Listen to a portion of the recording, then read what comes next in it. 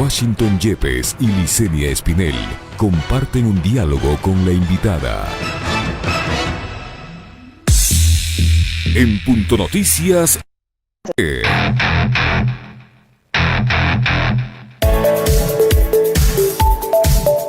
Varias propuestas de ajuste coyunturales y estructurales realizó Manuel González, uno de los miembros del Consejo Asesor en Materia Económica del Gobierno y miembro de la Reserva Federal, a través de su cuenta de Twitter. Las propuestas a fin de conseguir más fondos para el Ecuador en medio de una difícil situación económica tienen que ver con los impuestos y la disminución del gasto público. Así, González propuso la creación de una tasa al patrimonio que lograría recaudar unos $1.000 millones, grabando al decil más alto de la población. Pero también indica que se debería subir el IVA al 14%. El incremento de ese impuesto sería uno de los pedidos que ha considerado el mercado internacional, según indicó. También propone que se genere una estructura anticorrupción que podría permitir que Ecuador ahorre unos $1.300 millones al año. Esto si se considera que la inversión pública es de al menos unos $13.000 millones al año y que presuntamente el 10% de ese monto se pierde por la corrupción. Adicionalmente, considera necesario disminuir los salarios del sector público, que de manera general son 35% más altos que el sector privado, y que un sector que debe ser considerado en esta baja son las Fuerzas Armadas. Este y otros planteamientos los analizaremos con María Elsa Viteri, ex ministra de Finanzas. Bienvenida.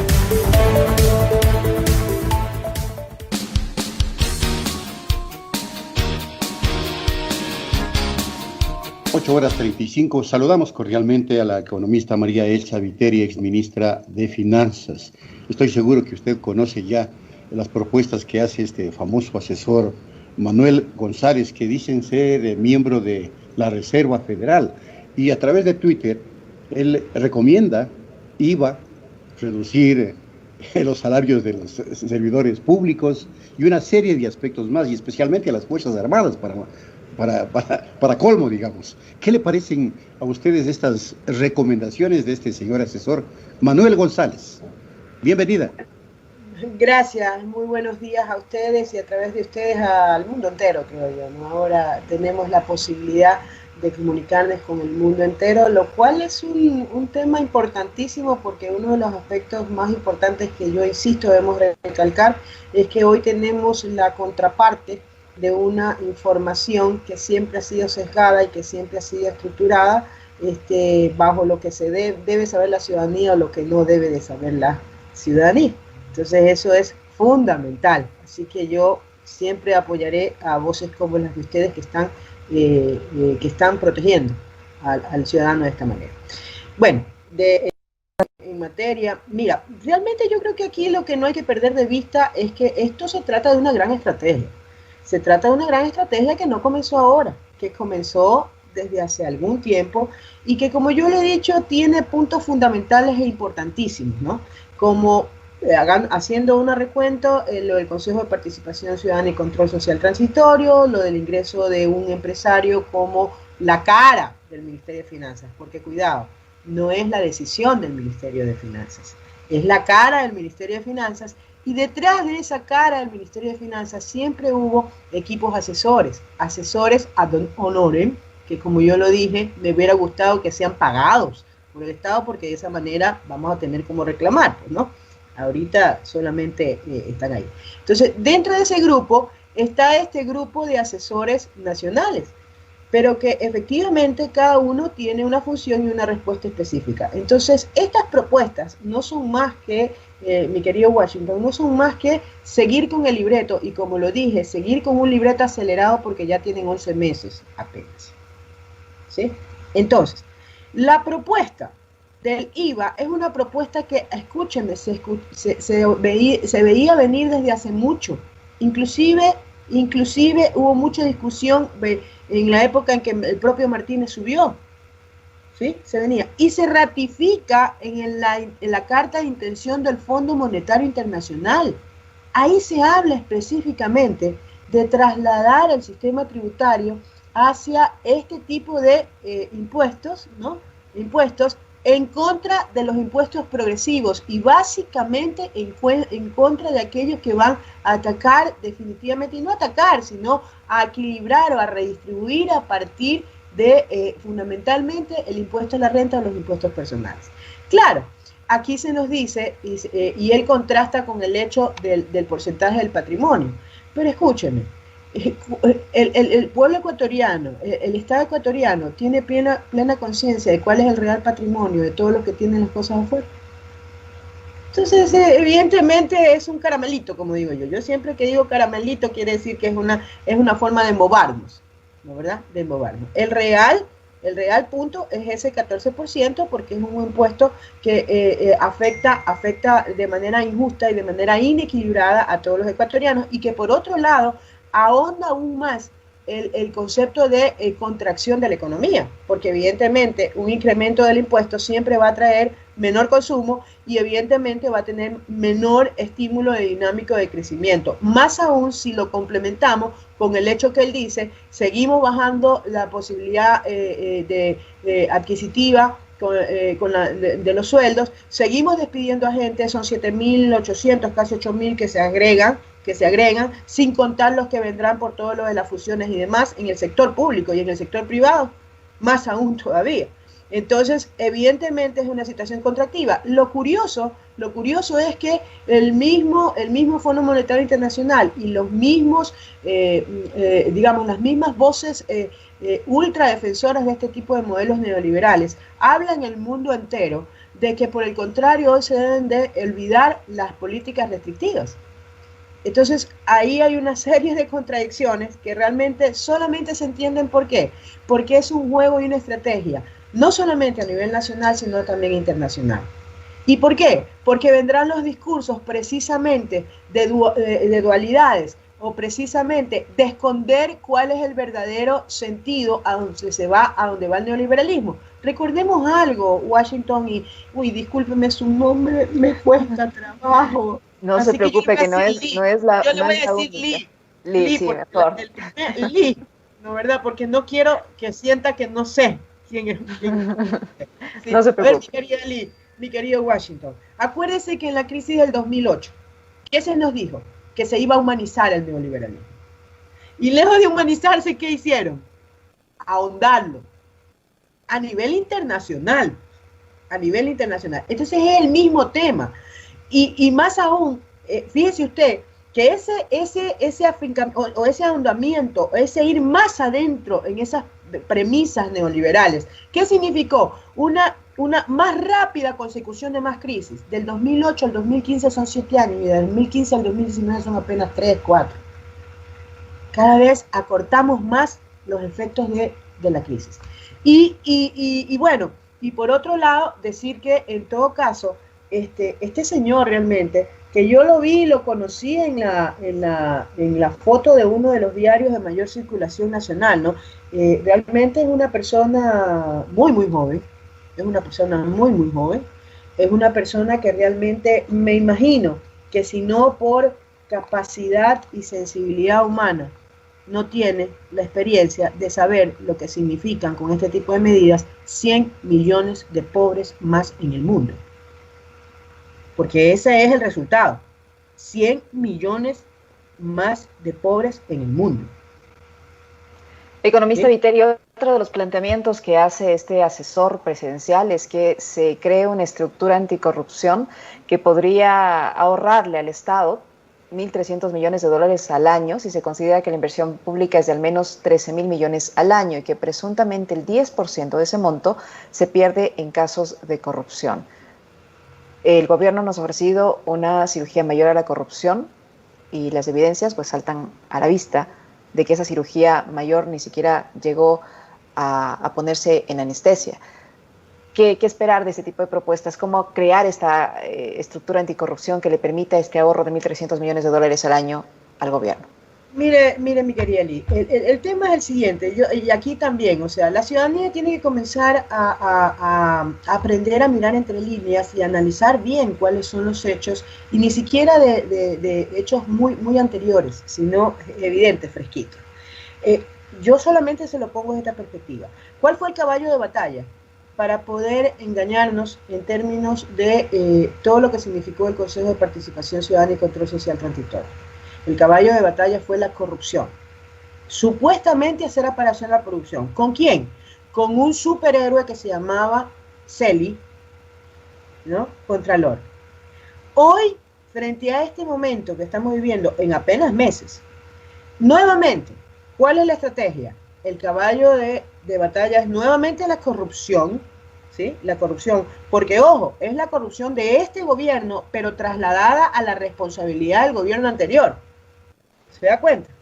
Porque todos supuestamente han estado ligados en el correísmo. ¿Por qué? Porque el neoliberalismo no hace diagnóstico, busca culpables, pero siempre los culpables tienen que ser del lado contrario, ¿sí? Y entonces, ¿pero quién cambia? Cambia la figura de quién es la superheroína. Ahora la superheroína es la fiscal. Y por otras razones también, ¿no? Porque tienen una proyección de orden electoral, que es evidente, que yo creo que no le queda a nadie claro. Pero ¿cuál es el problema, mi querida Lee? El problema fundamental es que debemos entender que la herramienta de la lucha contra la corrupción está siendo utilizada con fines netamente políticos y electorales, que no es una verdadera lucha contra la corrupción. Y mire usted que se comienzan a aunar en este sentido, inclusive porque yo vi que los señores de la Cámara de Quito proponen con toda la, y aquí está, pues, aquí está el famoso manifiesto, ¿no verdad? Entonces comienzan todos a encadenarse con este planteamiento. ¿Qué resultado va a tener? Ningún resultado donde realmente está la corrupción. Pues y yo le digo ¿por qué? Primero, porque no definen lo que es corrupción, porque confunden lo que es legalidad con ilegitimidad, y la corrupción lo que busca es sacar del paso la ilegitimidad. Entonces, en el planteamiento que hace el sector privado en el manifiesto, solamente se preocupan de ver a la función pública, pero su verdadera competencia es en el sector privado. Y yo le tomo la palabra a la Cámara de Comercio de Quito, porque dice que en 2 semanas van a dar respuesta de realmente acciones concretas y verídicas, o sea, con efectividad. Entonces yo me imagino que ellos van a presentar todo el listado de las grandes empresas, de los bancos y demás personas naturales del país que tienen sus valores y sus patrimonios en paraísos fiscales. Y yo le tomo la palabra porque me imagino que van a presentar y van a decir de dónde surgieron o por qué esos valores nunca llegaron al país, ¿sí? Para tener esos valores. Porque eso es lo que corresponde realmente a una guerra anticorrupción. Yo me imagino que nos van a decir cuál es el estado de las empresas que evaden y eluden impuestos. ¿Qué le quiero decir con esto? Estos esquemas que plantean y estos supuestos rebajas no son más que esquemas que van a ir en contra de efectivamente lo que probablemente son elusiones y evasiones, pero no van a ir al meollo del asunto. Y esto tenemos que conectarlo con todo lo que está pasando. Acuérdese que la primera propuesta de la mal llamada ley de apoyo humanitario implicaba una parte de una recolección para supuestamente pagar lo que teníamos que pagar con la pandemia. Y para lograr el paso de esa ley, ¿qué sacaron? Sacaron precisamente la parte de la recolección. ¿Y por qué? Porque solamente se lo llevaban la intención era llamárselo al pueblo, no a quienes tienen la concentración. Bueno, esto de aquí es exactamente lo mismo.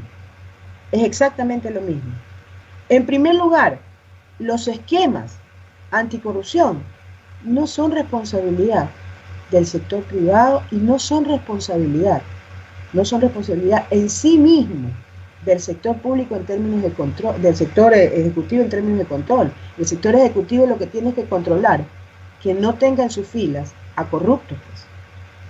Y en ese sentido no están haciendo absolutamente nada, pues. ¿Por qué? Porque vemos que siguen exactamente los mismos. Y lo que es peor, no se está atacando a la verdadera corrupción, pues. ¿O usted cree que el pueblo ecuatoriano no entiende qué es corrupción?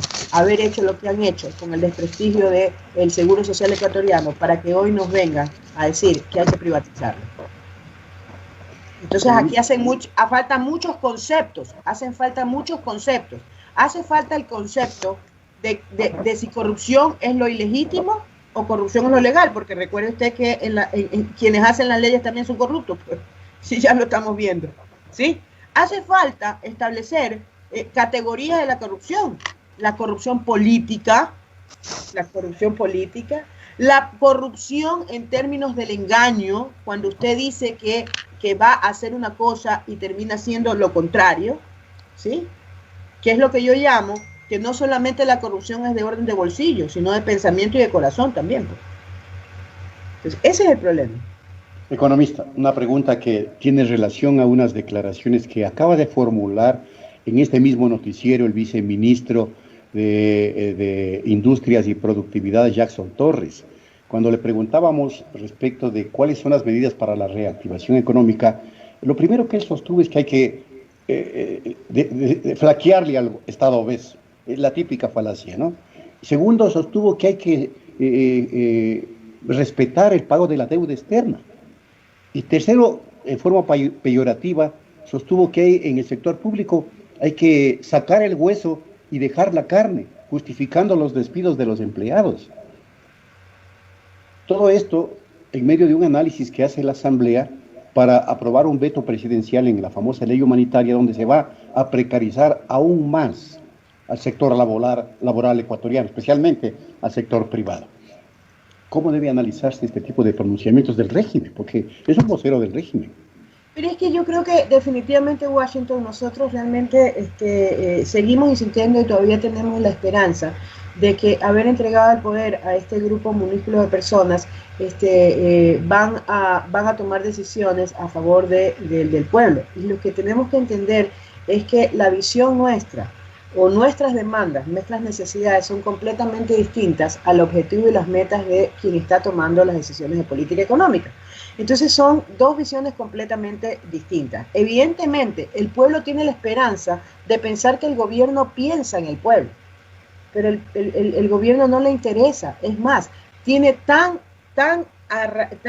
perfectamente coordinado todos los poderes de la sociedad, que realmente no le interesa aparecer cínicamente diciendo que está defendiendo al pueblo, cuando realmente está defendiendo a un pequeño grupo. Y declaraciones de este tipo que usted me narra son el vivo ejemplo. Entonces ahí la ciudadanía, ¿qué es lo que tiene que hacer? Realmente tiene que comenzar a entender que la causa de nuestros males es no tener decisión de política económica en manos a favor del pueblo. Eso es. Y por eso es que, de alguna manera, de nada sirve por este momento entender que sabemos cuáles son las medidas de política económica que se deben de tomar. Pero que si no tenemos el poder político para tomarlas, ¿de qué sirve que alguien las conozca? ¿Sí? Evidentemente es importante que el pueblo sepa que sí hay una alternativa, y por eso no dejamos de hablar de esas alternativas. No es cierto que sea la única forma. No es cierto. Ahora, con respecto a lo de las leyes del veto, es que mi primer comentario cuando me preguntaron respecto a esto, y concretamente a lo que tiene que ver con el tema del trabajo, yo dije, me da la impresión de que el gobierno efectivamente ha hecho diálogos para que no haya tensión y no hayan protestas en función de esta ley. Pero lejos de ser para tomarlas en cuenta y mejorar o minimizar el impacto, que ya era un impacto terrible, tremendo en contra del trabajo, me da la impresión que ha sido para poner candados y asegurar aún más el tema de las afecciones. Y yo hacía una similitud y decía, esto es más o menos como cuando a ti este contralor te abre un expediente, ¿no? ¿Verdad? ¿Y qué es lo que te recomiendan las personas que saben el pensamiento del contralor y la visión del contralor? Te dicen, mira, mejor es que no contestes nada, mejor es que simplemente te limites a recibir y todo, porque vas a terminar en contencioso, ¿no? ¿Verdad? Y en el contencioso, si tú has comentado y has dado cuáles son tus razones y tus explicaciones, ellos lo que van a hacer es blindarte para que no surtan efecto esas reclamaciones que son justas. Es la misma lógica. Entonces me parece que aquí el diálogo que pudieron haber tenido los trabajadores simplemente fue tomado para blindar aún más. Si tú analizas, Washington, si tú analizas realmente todo lo que pudiera ser no interpretado en la medida que ellos definen, está definido en la ley. Pero todo aquello que puede o que tendría que ser definido para los trabajadores para que no haya un abuso, eso queda en el limbo. Típico. ¿Para qué? Para que después el funcionario tenga la discrecionalidad de decir, no, aquí no dice eso. ¿Sí?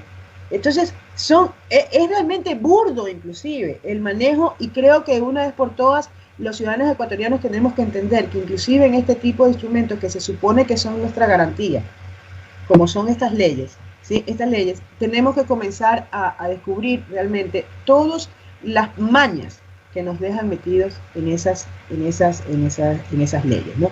Entonces, adicionalmente, en el tema de la reactivación productiva, mira tú cómo sacaron la parte en donde, en el crédito productivo y digamos la priorización, el apoyo directamente a las MIPYMES, cómo sacaron el tema MIPYMES y lo generalizaron, porque obviamente lo que funciona, el instrumento que funciona es la banca, la lógica de la banca comercial, y la lógica de la banca comercial es que dirige los recursos a donde hayan menos riesgos. Entonces sigue estando sin posibilidades de pelear recursos la pequeña, mediana y microempresa, porque frente a la grande que le abrieron las puertas, evidentemente ellos tienen menos riesgo. Entonces la canalización de los recursos que se va a lograr va a ser a esa gran empresa. Y cuidado, es la misma lógica que han llevado no solamente en Ecuador, sino en Latinoamérica.